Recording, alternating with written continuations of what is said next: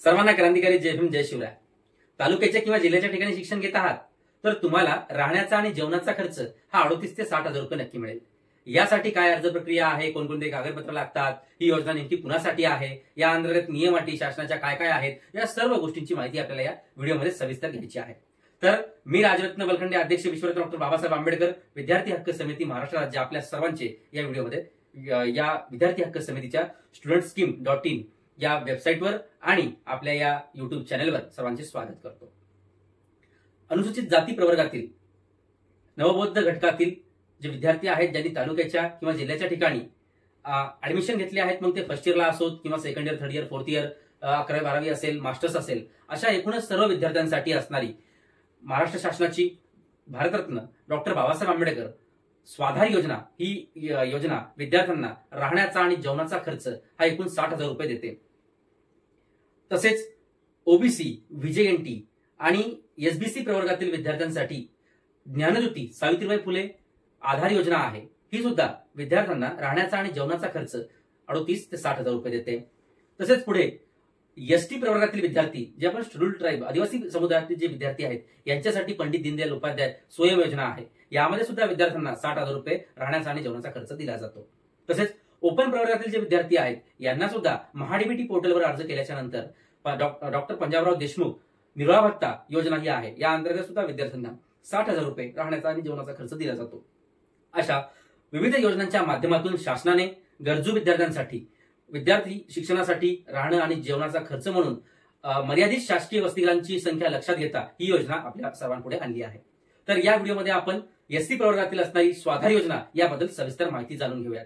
चला तर मग, तर ही स्वाधार योजना म्हणजे नेमकी काय, या स्वाधार योजनेमध्ये नेमके किती पैसे मिळतात, या स्वाधार योजनेचा अर्ज कसा आणि कुठे करावा लागतो, अर्ज करताना कोणकोणती काळजी घ्यावी लागते, तसेच अर्ज करण्यासाठी अर्ज केल्यावर पात्र कोणकोणत्या नियमाआधारे विद्यार्थी होतो, तसेच अर्ज करताना लागणारी कागदपत्र कशी व कुठून आणायची, तसेच अर्ज केल्याच्या नंतर किती दिवसात या योजनेचा लाभ मिळतो आणि काही अडचण आली तर संपर्क कुठे करायचा, तर या सर्व प्रश्नांची उत्तर आपण आता एकेकाने घेऊयात।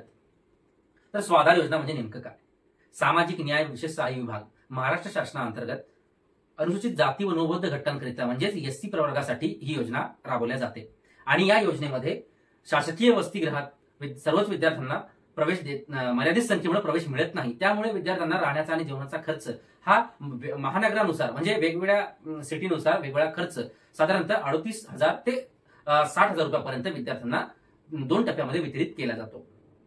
तसेच आता पुढचा प्रश्न की अर्ज केल्यानंतर पैसे मिळतात किती, तर तुम्हाला आता सांगितल्याप्रमाणे 38,000 हे तालुक्याच्या ठिकाणी जे विद्यार्थी राहतात त्यांना 38,000 रुपये मिळतात आणि जे जिल्ह्याच्या ठिकाणी शिक्षण घेतात यांना 60,000 रुपये मिळतात। तसेच 60,000 रुपयामध्ये अतिरिक्त 2,000 रुपये जे विद्यार्थी नॉन प्रोफेशनल बॅकग्राऊंडच्या अभ्यासक्रमातून आलेले शिक्षण घेतात त्यांना 2,000 रुपये अतिरिक्त असे एकूण 62,000 रुपये मिळतात आणि जे विद्यार्थी मेडिकल इंजिनिअरिंगच्या फील्डमध्ये आहेत अशा विद्यार्थ्यांना 5,000 रुपये अतिरिक्त म्हणजे 60,000 प्लस 5,000 असे एकूण 65,000 रुपये विद्यार्थ्यांना शिक्षणासाठी मिळतात आणि हा खर्च 2 टप्प्यामध्ये विद्यार्थ्यांच्या बँक संलग्न खात्यामध्ये वितरित केला जातो।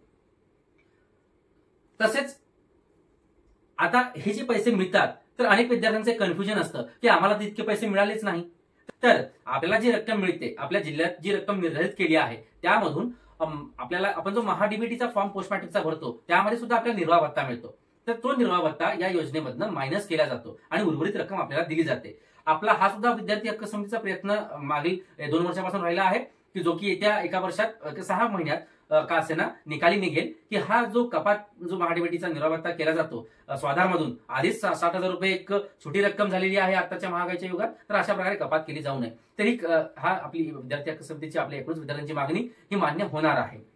तर अशा प्रकारे सध्या तरी ही अशी कपात करून विद्यार्थ्याला उर्वरित रक्कम दिल्या जाते।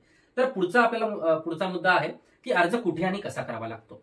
तर महाराष्ट्र शासनाने यासाठी मागील वर्षीपासून आता पण म्हणजे दरवर्षी आता ऑनलाईन रित्या या योजनेचे अर्ज मागवण्यात आलेले आहेत। त्याची वेबसाईट काय, तर hmas.mahaIT.org या वेबसाईटवरती जाऊन आपल्याला आपला आयडी पासवर्ड क्रिएट करून त्यामध्ये आपला प्रोफाईल जनरेट करून त्यामध्ये मग आपला दाखला असेल त्याची माहिती असेल, इतर उत्पन्नाबाबतची माहिती असेल, परमनंट ऍड्रेस बाबत माहिती असेल, करंट ऍड्रेस बाबत माहिती असेल, आपल्या मागील वर्षाच्या शैक्षणिक डिटेल्स असतील, सोबतच चालू वर्षाच्या डिटेल्स असतील शिक्षणाच्या, ही सर्व माहिती विचारल्या जाईल, ती तुम्ही तिथे फिलअप करा. त्यानंतर तुम्हाला आवश्यक कागदपत्रांची यादी येईल, तिथे अपलोड करण्याचा ऑप्शन सुद्धा येईल. तर त्या ठिकाणी आपण ते डॉक्युमेंट्स अपलोड करावेत. आता अर्ज करताना कोणकोणती काळजी घ्यावी? अर्ज करताना योजनेच्या सर्व नियम अटी अगोदर विद्यार्थ्यांनी वाचून घ्याव्यात, किंवा हा व्हिडिओ तरी विद्यार्थ्यांनी एकदा बघून घ्यावा सर्वांनी अर्ज करण्या अगोदर. आणि हा सगळ्यात महत्वाचा मुद्दा म्हणजे मोबाईलवरती कोणत्याही विद्यार्थ्यांनी अर्ज भरू नये. कोणकोणत्या चुकीच्या पद्धतीने अर्ज सबमिट होऊ शकतो, त्याच्यामुळे विद्यार्थ्यांनी लॅपटॉपवरतीच या योजनेला अर्ज, स्वाधार योजनेला अर्ज करावा. सोबतच अनुभवी व्यक्ती, जर स्वतःला माहिती नसेल तर अनुभवी व्यक्तीकडनं किंवा इंटरनेट कॅफेवरती जाऊन आपण तो भरावा. सोबतच अर्ज केल्याच्या नंतर अर्जाचा स्टेटस किंवा आठवड्यातून 2 वेळा तरी आपण बघावा की नेमका अर्ज कुठपर्यंत आलाय. कारण या संदर्भात विद्यार्थ्याला कोणतीच अपडेट नसते आणि विद्यार्थी नंतर म्हणतो की काय झालं. तर याची जर आपण अगोदरच काळजी घेतली तर अशी वेळ येणार नाही. तसेच चुकीचे कोणती कागदपत्र आपण अपलोड करू नये. ठीक आहे, ब्लर स्वरूपात ती अपलोड करू नये, क्लिअर असावीत, केबी मध्ये व्यवस्थित असावीत. अनावश्यक कागदपत्र जोडू नये, नाही तुमची केबी जी आहे, फाईलची जी साईज आहे ती वाढेल, एमबी मध्ये जाईल आणि एमबी मध्ये फाईल एक्सेप्ट करणार नाही वेबसाईटवरती. तर याची सुद्धा आपण काळजी घ्यावी. सोबतच शेवटच्या तारखेची वाट न बघता आपण अर्ज करावा. नाही अनेक विद्यार्थी म्हणतात शेवटची तारीख काय, शेवटची तारीख काय. तर शेवटच्या तारखेची आपण वाट बघू नये. डायरेक्टली आपण या योजनेला आपले जसे कागदपत्रांची तयारी झाली तर डायरेक्टली अप्लाय करावा. तसेच या योजनेचा लाभ घेण्यासाठी आपलं ऍडमिशन तालुक्याच्या किंवा जिल्ह्याच्या ठिकाणी होतंय का हे आधी जाणून घ्या. ऍडमिशन आपण घ्याल ज्या ठिकाणी या योजनेचा लाभ मिळणार नाही आणि नंतर स्वाधारचा आम्हाला लाभ मिळत नाही, असा काही अनेक विद्यार्थ्यांची परिस्थिती होते. त्याच्यामुळे आधी हे माहिती करून घ्या की या ठिकाणी सर्व योजनांचा लाभ मिळतो का. तसेच अनेक विद्यार्थी या योजनेचा लाभ घेताना त्यांना एटीकेटी लागते. ही एटीकेटी फक्त एकाच वेळी ऍडजस्ट केल्या जाऊ शकते. जर एटीकेटी विद्यार्थ्याला शिक्षण घेताना पुन्हा जर लागली तर विद्यार्थी तिथून पुढे या योजनेसाठी अपात्र होतो. हे आधीच आपण स्वाधारच्या योजनेत लक्षात घ्या. आता आपण पुढचा प्रश्नाचं उत्तर बघूयात की नेमक्या कोणकोणत्या नियम अटी आहेत. अनेक विद्यार्थ्यांचे मेसेज असतात की सर नेमकं आमचा गॅप आहे, आमचं अशा प्रकारे महाविद्यालय या ठिकाणी आहे, वेगवेगळ्या प्रकारच्या त्यांचे कन्सर्न असतात. तर त्यामध्ये त्यांच्यासाठी आता आपला हा पुढचा मुद्दा राहील की कोणकोणत्या नियम अटी आहेत.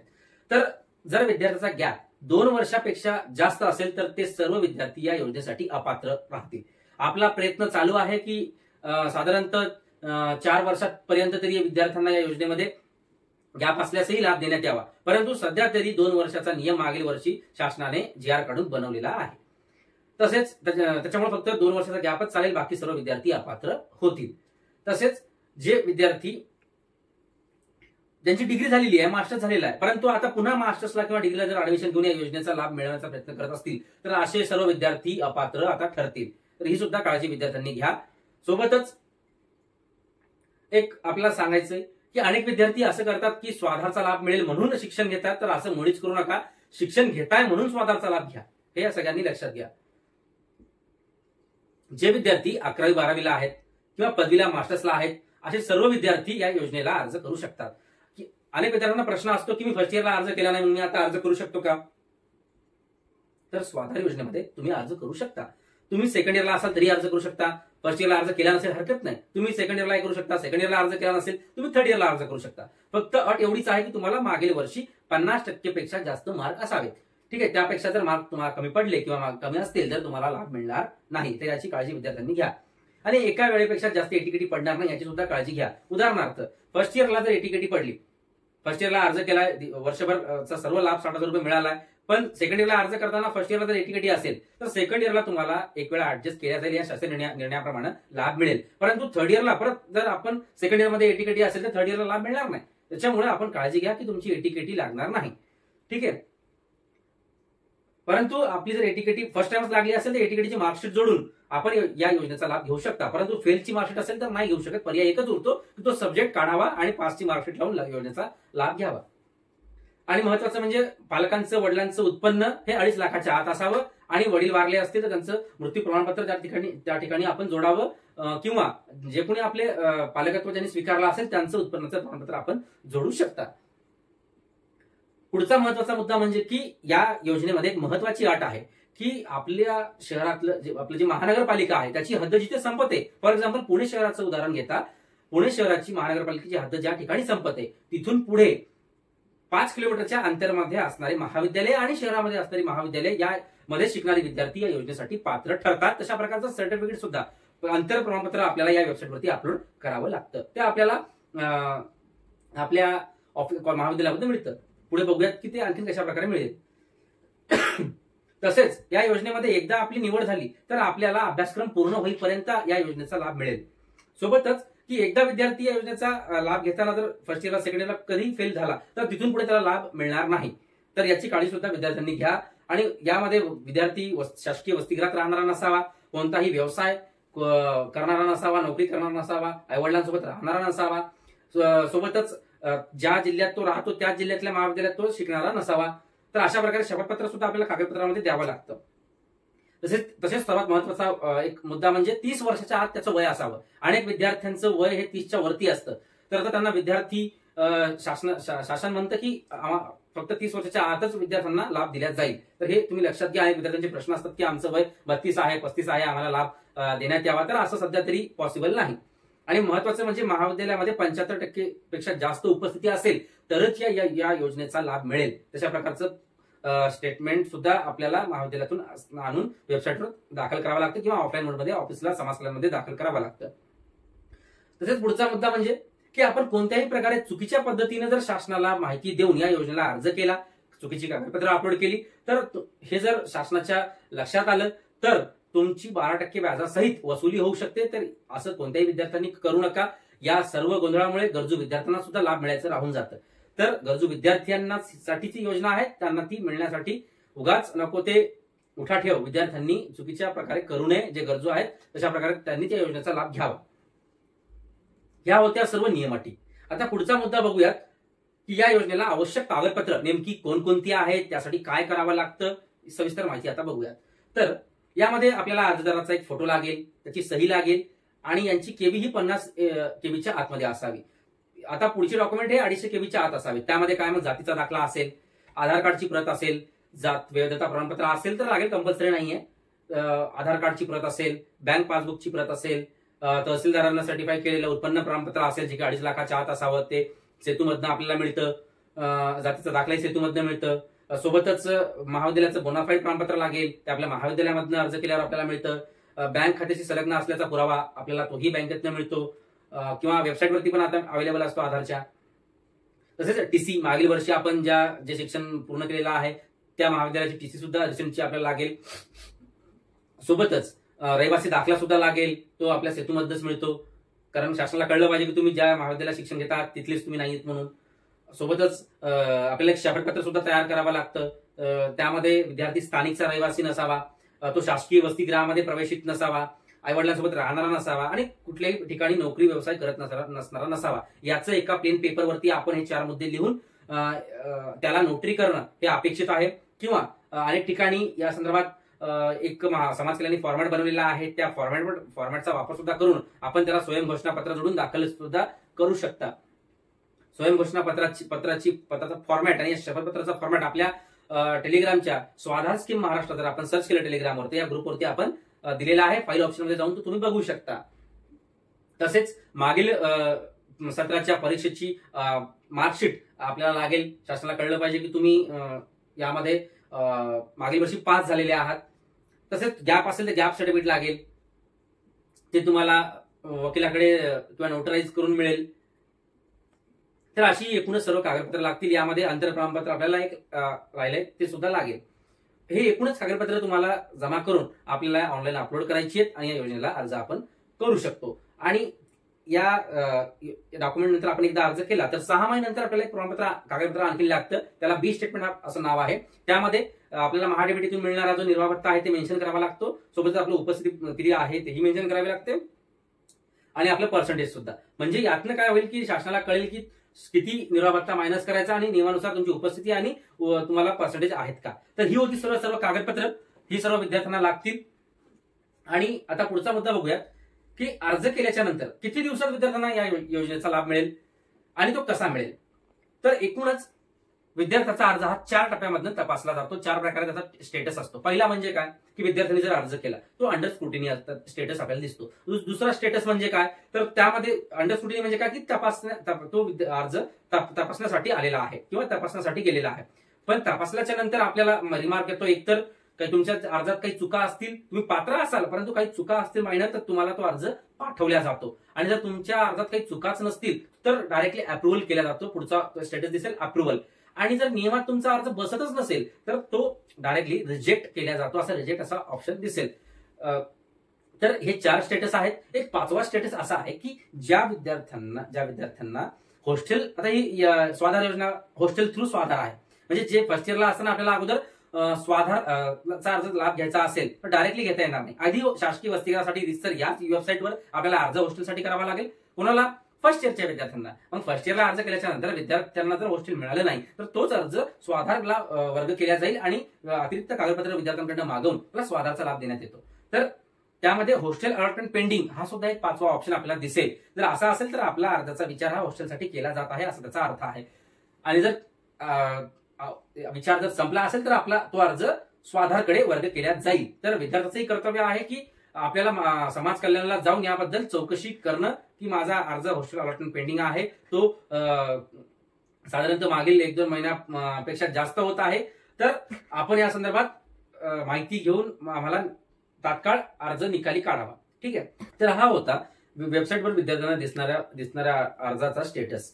तर यामध्ये विद्यार्थ्यांना दिवाळीपर्यंत पहिला टप्पा मिळतो आणि मार्च एंडपर्यंत दुसरा टप्पा मिळतो. ही एक आयडियल प्रोसेस आहे. परंतु अनेक विद्यार्थ्यांना वेगवेगळ्या जिल्ह्यामध्ये विद्यार्थ्यांमध्ये एकजूट नसल्यामुळे आणि कार्यपद्धतीवर वचक नसल्यामुळे उशीरही होतो. तर असा उशीर होऊ नये म्हणून विद्यार्थ्यांनी अशाच प्रकारे आपल्या विद्यार्थी हक्क समितीशी एकजुटीनं जोडून प्रत्येक विलंबावरती प्रश्नचिन्ह निर्माण करून न्याय आपला स्वाधारचा हक्क मिळवण्याचं काम करावं. तर आता पुढचा मुद्दा आपण बघूयात की काही जर अडचण आली तर विद्यार्थ्यांनी कुठे संपर्क करायचा. ठीक आहे. तर सर्वात आधी तर तुम्हाला काही अडचण आली तर विद्यार्थ्यांनी आपल्या जिल्ह्याच्या जिथे शिकतायत त्या जिथे अर्ज केलाय अशा जिल्हा समाज कल्याण कार्यालयामध्ये भेट द्यावी, स्वाधार डेस्कला भेट द्यावी आणि त्यांना आपला जो कन्सर्न आहे, प्रॉब्लेम आहे ती माहिती तो विचारावा. आणि जर त्यांनी मार्गदर्शन दिलं तर वेल अँड गुड, ते त्यांनी द्यावं, हे त्यांचं सुद्धा जबाबदारी आणि कर्तव्य आहे. सोबतच जर त्यांनी समाधानकारक माहिती मार्गदर्शन केलं नाही, विद्यार्थ्यांना उद्धटपणे उत्तर दिलं तर तशा प्रकारे आपण त्यांची तक्रार सुद्धा समाज कल्याणकडे मोठ्या ऑफिसला म्हणजे आयुक्तालयात आपण करू शकता. त्यासाठी विद्यार्थी हक्क समिती पण आपल्याला मदत करेल. परंतु अशा प्रकारे अनेक तक्रारी विद्यार्थ्यांच्या येतात की आम्हाला नीट मार्गदर्शन केलं जात नाही जिल्ह्याच्या कार्यालयामध्ये, समाज कल्याण कार्यालयामध्ये. तर डायरेक्टली आपण त्या संदर्भात कार्यालयामध्ये जाऊन तशा प्रकारे रेकॉर्डिंग सुद्धा कर्मचारी कशा प्रकारे आपल्याला उत्तर देतो याची सुद्धा करावी आणि ती विद्यार्थी हक्क समितीला पाठवावी. इथून पुढे मग आपण विद्यार्थ्याला कशा प्रकारे योग्य न्याय देता येईल हे आपली जबाबदारी विद्यार्थी हक्क समितीची. त्यामुळे कोणत्याही विद्यार्थ्यांनी कोणती काळजी करू नका. स्वाधार आपल्या हक्काची आहे, नाही कुणाच्या बापाची, स्वाधार आपल्या हक्काची. तर विश्वरत्न डॉक्टर बाबासाहेब आंबेडकर विद्यार्थी हक्क समिती मागील 4 वर्षापासून आतापर्यंत विद्यार्थ्यांच्या न्याय हक्कासाठी राज्यस्तरावर एकूण 9 आंदोलने विद्यार्थी हक्क समितीने केलेली आहेत. विद्यार्थ्यांनी मिळून विद्यार्थ्यांच्या न्याय हक्कासाठी आपली ही समिती काम करते. या समितीमध्ये सुद्धा आपल्याला जर काम करण्याची इच्छा असल्यास आपण कमेंटमध्ये कळवू शकता किंवा डायरेक्टली मला कॉल करू शकता. मला कॉल करण्याची वेळ ही दुपारी 2 ते 3 ही आहे आणि माझा कॉन्टॅक्ट नंबर आहे 85 30 45 17 99. यावरती आपण कॉल करावा. पुन्हा इंग्लिशमध्ये पण सांगतो 8530451799 या नंबरवरती आपण कॉल करून 2 ते 3 या वेळेतच कॉल करावा, जेणेकरून मी आपल्याला वेळ देऊ शकेन. तसेच आपले समाज माध्यमांवर असणारी जे विविध पेज आहेत, मग ते इंस्टाग्रामवरचं स्वाधार स्कीम महाराष्ट्र पेज असो, आधार स्कीम महाराष्ट्र पेज असो, महाडीबीटी अपडेट महाराष्ट्र पेज असो, ही सर्व पेज आपण फॉलो करणं अपेक्षित आहे. फेसबुकवर आपल्या विद्यार्थी हक्क समितीचं ऑफिशियल पेज आहे, हे सुद्धा आपण सर्वांनी फॉलो करणं अपेक्षित आहे. तसेच आपल्या अशा प्रकारच्या युट्यूबचे जे सविस्तर व्हिडिओ आपण ज्या ठिकाणी टाकतो, या स्टुडंट स्कीम या युट्यूब चॅनलला सुद्धा आपण सर्वांनी जास्तीत जास्त विद्यार्थ्यांची जबाबदारी आहे की हा व्हिडिओ, हे चॅनल जास्तीत जास्त गरजू विद्यार्थ्यांपर्यंत पोहोचवणं आणि याचे सबस्क्रायबर सुद्धा वाढवणं. टेलिग्रामला आपलं स्वाधार स्कीम महाराष्ट्र म्हणून चॅनल आहे, ते सुद्धा आपण जॉईन करा. आणि आधारच्या विद्यार्थ्यांसाठी आधार स्कीम महाराष्ट्र असं चॅनल आहे, स्वयंचे विद्यार्थी सुद्धा त्यावर ऍड होऊ शकतात. आणि आपली त्या जी काही माहिती आहे योजनांची ती आपण लेखी स्वरूपात त्या ठिकाणी शेअर करत असतो. आपली वेबसाईट सुद्धा आपण स्वतः बनवलेली आहे, ती studentscheme.in या वेबसाईटवरती जाऊन सुद्धा आपण खासगी योजना कोणकोणत्या आहेत विद्यार्थ्यांसाठी, शिष्यवृत्ती ज्या योजना आहेत, हॉस्टेल कुठे कुठे आहेत किंवा आपल्या अर्थसहाय्य योजना स्वाधार, आधार, स्वयं सारख्या कोणकोणत्या कशा प्रकारे अर्ज करावा, त्याची माहिती काय, कागदपत्र काय, अर्ज करण्याची लिंक, या सर्व आपल्या या वेबसाईटवरती दिलेली आहे. आपण तिथे जाऊन सुद्धा भेट देऊ शकता आणि त्या ठिकाणी समितीबाबतही जे जे काही उपक्रम राबवले जातात त्याची सुद्धा माहिती त्या ठिकाणी आपल्याला वाचायला बघायला नक्की मिळेल. तर ही होती एकूणच आपल्या विद्यार्थ्यांच्या कडनं जे काही प्रश्न येतात त्या बाबतचा हा सविस्तर व्हिडिओ आहे. आणि अपेक्षा करतो की आपल्याला आपल्या सर्व प्रश्नांची उत्तरं मिळालेली आहेत आणि जास्तीत जास्त विद्यार्थ्यांपर्यंत हा व्हिडिओ पोहोचवा आणि आपल्या या सर्व पेजला लाईक, शेअर, फॉलो, सबस्क्राईब या सर्व करण्याची जबाबदारी तुमची आहे. तुम्ही ते कराल अशी मी अपेक्षा बाळगतो. आणि आपण बराच वेळ झाला माझ्यासोबत जोडून आहात त्याबद्दल आपल्या सर्वांचे मनपूर्वक धन्यवाद सुद्धा मानतो. अशाच प्रकारे बाबासाहेबांनी जो संदेश दिला तर तो अशाच प्रकारे आपण शिकूया, संघटित होऊया आणि संघर्ष करून प्रत्येक विद्यार्थ्याचे प्रश्न आपण सोडूयात. तेव्हाच कुठं आपल्या समितीच्या ब्रीदवाक्याप्रमाणे विद्यार्थी कल्याणातून समाज कल्याणाकडे आपण जाऊ शकू. सर्वांना क्रांतिकारी जय भीम. धन्यवाद.